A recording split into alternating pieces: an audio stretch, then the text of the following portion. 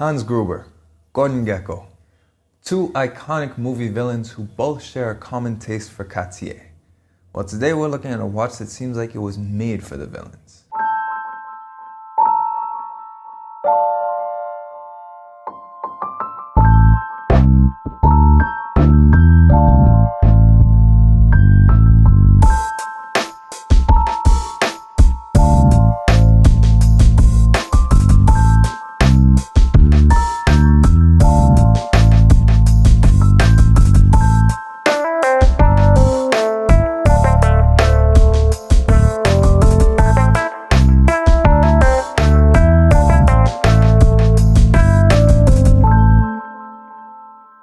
Hi everyone and welcome to Shaluso, and yes, today we have another watch review. I'd like to give a big shout out to Watches Market Dubai for lending in the watch we're going to be looking at today, and that is the Calibre De Cartier Diver in black ADLC on the rubber strap.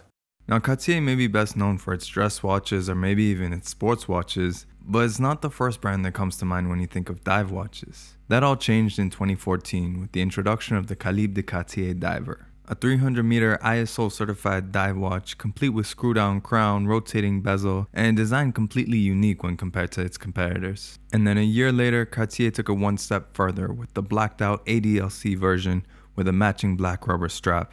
Gone was the traditional white dial that Cartier is known for, as well as the polished surfaces of the case and bracelet of their original Calibre De Cartier. But unlike most dive watches that are inspired from either the Blancpain 50 Fathoms or Rolex Submariner, the Calibre De Cartier Diver looks completely unique within its class. With the traditional Cartier Roman numerals from 9 till 2, a triple date aperture between 2 and 4, small seconds at 6, and batons at the remaining indices to round out this unique dial design. On the wrist, the Calibre De Cartier truly hides its size. This may be a 42mm watch, but the strap is mounted inboard on separate points to where the bracelet would normally be. This allows for it to remain planted on the wrist while still maintaining an integrated look. But the real highlight is its thickness, or better said, its lack thereof, because this is a 300-meter dive watch with an automatic movement that's only 11mm thick. For reference, a Rolex Submariner is 12.5mm thick, and Omega Seamaster is 13.5mm thick. So while this blacked out diver might not be the most appropriate for business or formal wear, it'll easily slide under your cuff if you want to hide it away.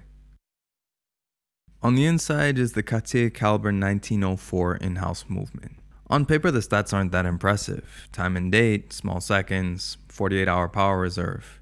You might even be asking, why bother with 2 barrels for such a basic power reserve? This is where Cartier defies expectations in creating something much more technical than you'd expect. The 2 barrels aren't there to increase the power reserve like on most watches. Instead, they're there to make sure the watch is just as accurate over the course of its entire power reserve. Most watches with a single barrel will lose precision as their power reserve runs down, but the 1904 never sleeps, never eats, and never stops. Now, this may just be a 3-hander with a date, but some of Cartier's 3-handers look more interesting than other companies' perpetual calendars.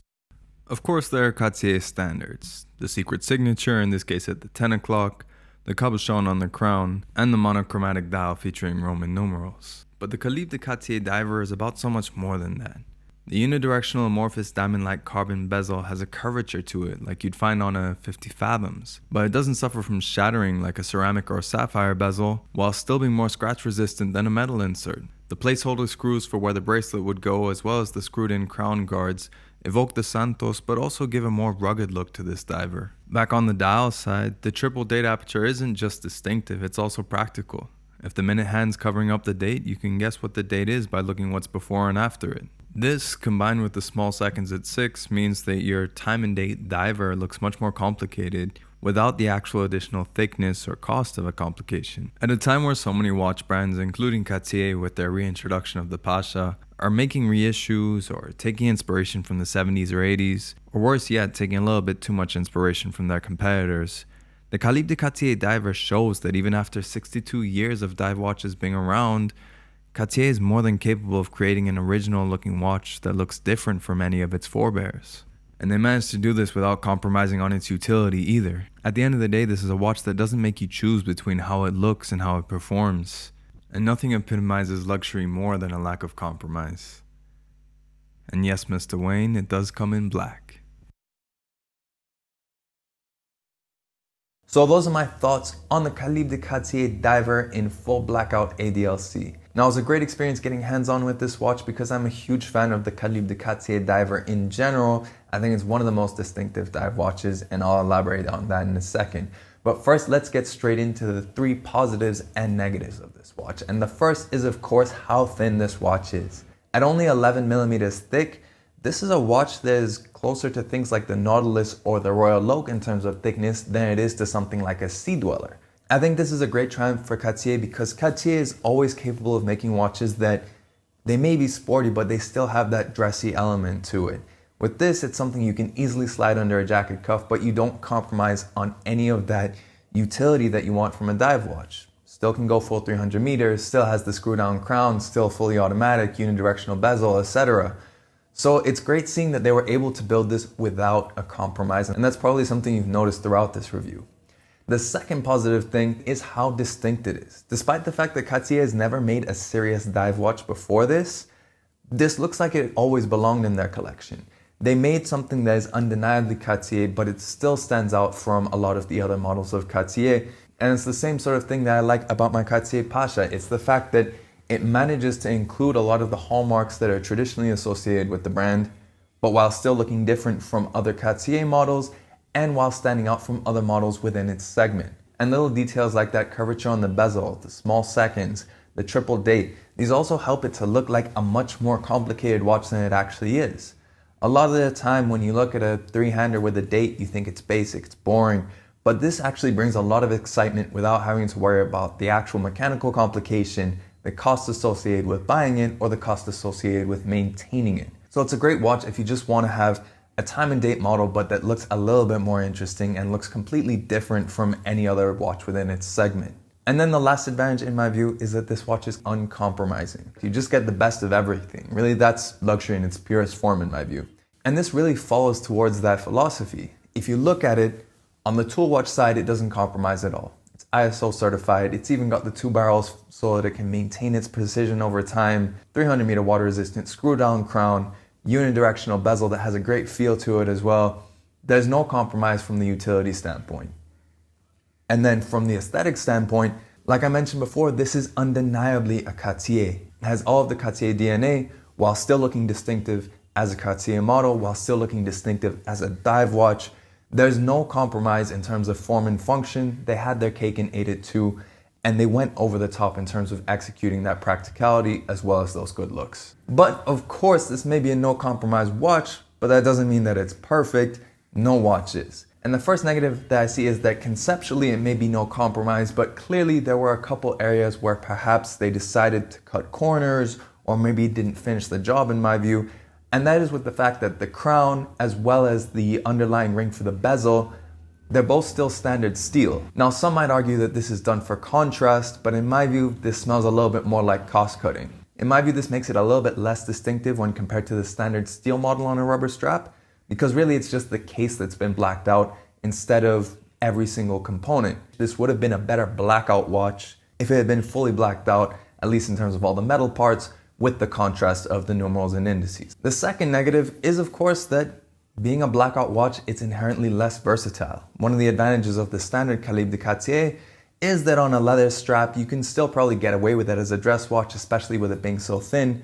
But as with all blackout watches, really it's not something that you can wear to the office or wear for super formal occasions. So it does limit its versatility a little bit relative to the regular one. And then the last disadvantage is that they used ADLC instead of ceramic. Now, ADLC is more scratch resistant than standard steel, but it's not as scratch resistant as ceramic. And while some could easily argue that, okay, it's kind of a halfway because it doesn't have the shattering problem that ceramic has, in my view, if you're going for a full blackout watch, you might as well get ceramic.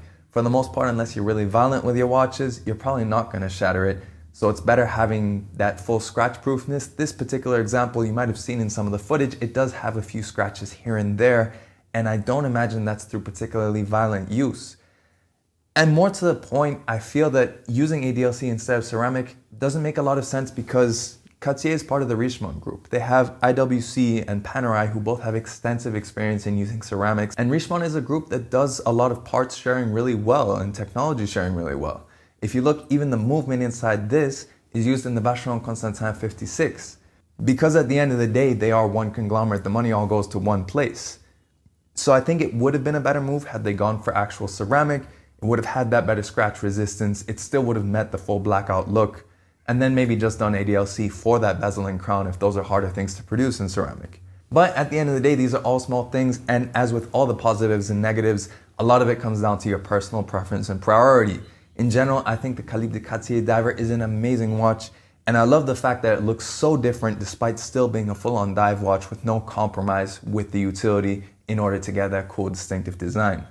Now, in terms of price, well, this watch is currently discontinued. It was discontinued towards 2019, beginning of 2020. They never really did an announcement for it, but I think they started ramping it down when they knew they were going to come out with the new Pasha. So you probably won't be able to find it at its retail price anymore of $9,450 US. On the pre-owned market, it sells for as little as $4,800 up to $9,500. Now, I'm guessing those upper ones are ones that are betting on the fact that it's discontinued, it might have more demand. But with that pre-owned range, it does have an interesting value proposition compared to other full blackout watches.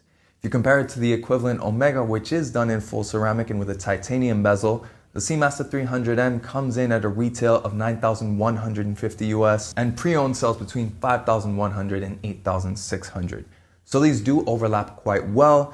And while the Seamaster does have the ceramic case, I should point out that that Seamaster, being the 43mm variant, is not only bigger, but it is also thicker. So you have to bear that in mind when comparing it. On the lower end, you can get a brand new Longines Hydro Conquest for $3,700 US.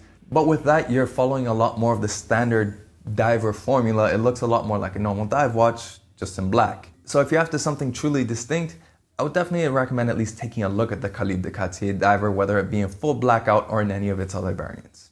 But let me know in the comments below, what do you think of the Calibre De Cartier Diver, and what do you think of blackout watches in general? I'm always on the fence about them because they do have that really cool, sinister look to them, but at the same time, it does come at the cost of versatility in most cases. So I'd love to know what your thoughts are both on this watch and the concept of blackout watches in general.